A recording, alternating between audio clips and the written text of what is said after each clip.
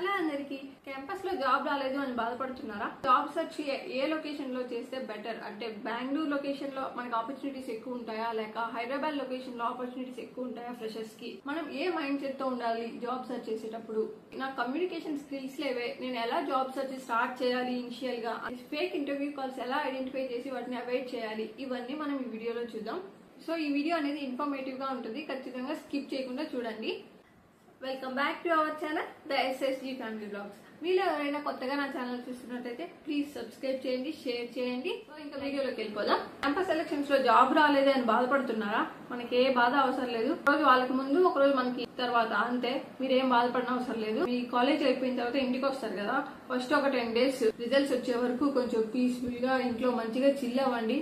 Once job search start చేసామంటే ఇంకా మనం ఇంటికి వచ్చేది ఉండదు, ఇంకా మనం ఎక్కడ ఆగము. మీ బీటెక్ రిజల్ట్స్ వచ్చి జాబ్ సెర్చ్ స్టార్ట్ చేద్దాము అనుకున్నప్పుడు ఒక లొకేషన్ సెలెక్ట్ చేసుకొని, లైక్ హైదరాబాద్ ఆర్ బెంగళూరు రెండిట్లో కూడా సెలెక్ట్ చేసుకొని హాస్టల్ చూసుకొని ఇంకా ప్రాసెస్ చేసుకోవాలి.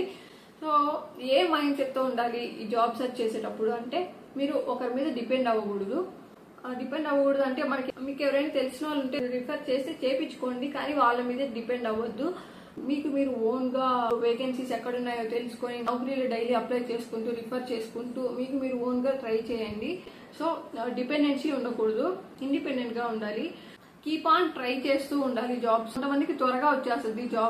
జాబ్ సెర్చ్ స్టార్ట్ చేసిన కొంచెం టైంలోనే వాళ్ళకి జాబ్ వచ్చేస్తుంది, కొంతమందికి డిలే అవుతుంది నా లాంటి వాళ్ళకి. సో మీరేం వరీ అవ్వాల్సిన అవసరం లేదు, కానీ కీప్ ఆన్ ట్రై చేయాలి. ఒకవేళ మనకి ఫెయిల్యూర్స్ వచ్చినా దాని నెగిటివ్స్ మనం తెలుసుకొని దాన్ని ఓవర్కమ్ చేసుకుంటూ నెక్స్ట్ ఇంటర్వ్యూస్ లో బెటర్ అవ్వడానికి ట్రై చేస్తూ ముందుకు వెళ్ళాలి. అంతేకాని మనం నాకు రాలేదే, ఇన్ని ఇంటర్వ్యూస్ కి వెళ్ళినా నాకు జాబ్ రాలేదే అని చెప్పి డల్ అవ్వకుండా మీరు పాజిటివ్ గా ఉంచుకొని ఇంకా నెక్స్ట్ ఇంటర్వ్యూస్ కి వెళ్లి జాబ్ వచ్చే వరకు కీప్ ఆన్ ట్రై చేస్తూనే ఉండాలి. మనం ఒక్కసారి ఇంకా జాబ్ సెర్చ్ లోకి వచ్చామంటే ఇంకంతే, ఇంకా జాబ్ వచ్చే వరకు దాన్ని వదలకూడదు. ఫోకస్ అంతా జాబ్ మీదే ఉండాలి.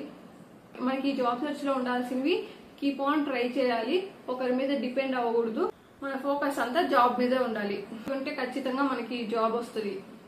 ఒకరోజు లేట్ అయినా, ఒక నెల లేట్ అయినా ఖచ్చితంగా మనం ఫాలో అయితే మనకి ఖచ్చితంగా రిజల్ట్స్ అనేది వస్తుంది. ఇంకా సెకండ్ పాయింట్ కి వస్తే, మనకి జాబ్ లొకేషన్ ఏది చూస్ చేసుకుంటే better, like either Hyderabad or Bengaluru. ఆ విషయానికి వస్తే నేనైతే బెంగళూరు అని చెప్తాను. నాకు తెలిసినంత వరకు బెంగళూరులో ఆపర్చునిటీస్ ఎక్కువ ఉన్నాయి కంపేర్ టు హైదరాబాద్. మనం సెర్చ్ చేసే ఫీల్డ్ లో మనకి రాకపోయినా, ఒకవేళ మనకి వేరే ఫీల్డ్స్ లో కూడా లైక్ నాన్ ఐటీ గానీ, బీపీఓ గానీ, లైక్ ఫినాన్షియల్ రిలేటెడ్ గా గానీ, బ్యాంకింగ్ సెక్టర్ లో గానీ మనకి ఏదో ఒక దాంట్లో జాబ్ వస్తుంది. సో దట్ మనకి కాన్ఫిడెన్స్ వస్తుంది. అట్లీస్ట్ ఓకే, నేను ట్రై చేసింది రాకపోయినా నాకు ఇందులో వచ్చింది, ఒక బూస్టప్ వస్తుంది. మనం వెళ్ళాలి అనుకుంటే దానికి వెళ్తూ మన గోల్ జాబ్ అనేది ఒకటి ఉంటది కదా, దాన్ని రీచ్ అవ్వడానికి మనం ట్రై చేసుకోవచ్చు. లేకపోతే మనకి ఆల్రెడీ వేరే దాంట్లో జాబ్ వచ్చింది కాబట్టి మనకు ఒక కాన్ఫిడెన్స్ అనేది ఉంటది. సో దాన్ని బట్టి మనం నెక్స్ట్ ఇంటర్వ్యూస్ హ్యాపీగా కాన్ఫిడెంట్ గా చేయగలుగుతాము. సో నేనైతే బెంగళూరులో ఆపర్చునిటీస్ ఎక్కువ ఉంటాయి అని చెప్తాను. నెక్స్ట్ వన్ వచ్చేసి, మనకి ఇనిషియల్ గా కమ్యూనికేషన్ స్కిల్స్ ఉండవు. మన ఆంధ్ర వాళ్ళకైతే అసలు మనకి అదే పెద్ద ప్రాబ్లం. కమ్యూనికేషన్ స్కిల్స్ లో మనం చాలా తక్కువలో ఉంటాము. స్కిల్స్ లేవే. నేను డైరెక్ట్ గా ఒక ప్లేస్ కి వెళ్ళి, ఒక సిటీలోకి వెళ్ళి ఎలా మనం జాబ్ సెర్చ్ చేయాలి, ఎలా ఇంటర్వ్యూస్ అటెండ్ చేయాలి, ఇనిషియల్ గా జాబ్ సెర్చ్ ఎలా చేయాలి అని అంటే, మీకు ఏదైనా ఒక ఇంట్రెస్ట్ ఉండే కోర్స్ చూస్ చేసుకొని, లైక్ జావా, ఆర్టిఫిషియల్ ఇంటెలిజెన్స్, ఇలాంటి సీనియర్స్ అడిగి ఇన్స్టిట్యూట్ తెలుసుకొని, ఫస్ట్ రాగానే మనం ఇంటర్వ్యూస్ కి మనకి ఏం తెలియదు కదా, అలా ఇన్స్టిట్యూట్ కి వెళ్తే అక్కడ ఫ్రెండ్స్ అవుతారు.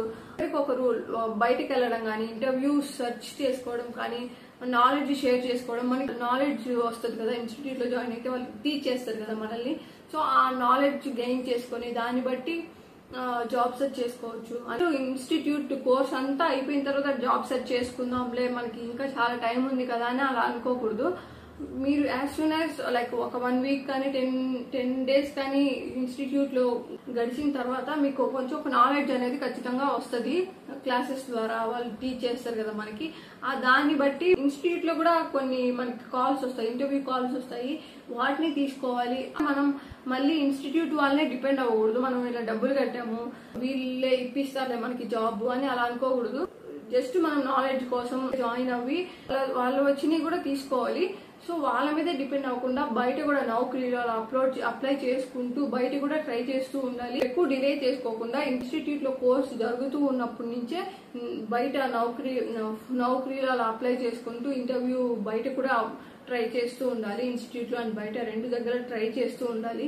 సో దట్ మీకు త్వరగా జాబ్ వస్తుంది అండ్ మీరు ఎక్కువ త్వరగా తెలుసుకుంటారు మీ మిస్టేక్స్. ఇంటర్వ్యూలో మనం ఎక్కడ తప్పు చేస్తున్నామని త్వరగా రియలైజ్ అయ్యి త్వరగా తెలుసుకుంటారు. అదే కాకుండా ఆ 6 months తర్వాత మనం స్టార్ట్ చేస్తే పడుతుంది. ఇంటర్వ్యూలో పర్ఫెక్ట్ గా చెప్పడానికి టైం పడుతుంది.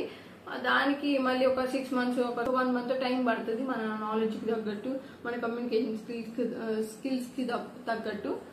సో అది చూసుకోండి. లాస్ట్ వన్ వచ్చేసి ఫేక్ ఇంటర్వ్యూ కాల్స్ ని ఎలా ఐడెంటిఫై చేయాలి అండ్ వాటిని ఎలా అవాయిడ్ చేయాలి అంటే అది ఏం లేదు. జస్ట్ ఎవరైనా మీకు ఫోన్ లో కానివ్వచ్చు, ఏదైనా పోర్టల్లో కానివ్వచ్చు, ఆర్ఎల్స్ ఏదైనా కన్సల్టెన్సీలో కానివ్వచ్చు, ఎవరైనా సరే మీరు మనీ ఇవ్వాలి, మేము ఇంటర్వ్యూస్ ఇప్పిస్తాము అని అన్నారనుకోండి, మాకు ఇంట్రెస్ట్ లేదు, thank you for your concern అని చెప్పి బాయ్ చెప్పేసి వచ్చేయండి. అంతేగాని 1000 rupees అడిగారు అని చెప్పి వాళ్ళకి పే చేసి అలాంటి ఇంటర్వ్యూస్ మనకు అవసరం లేదు. బయట ఆపర్చునిటీస్ ఉంటాయి, మీరు ఫోకస్ చేయాలి అంతే.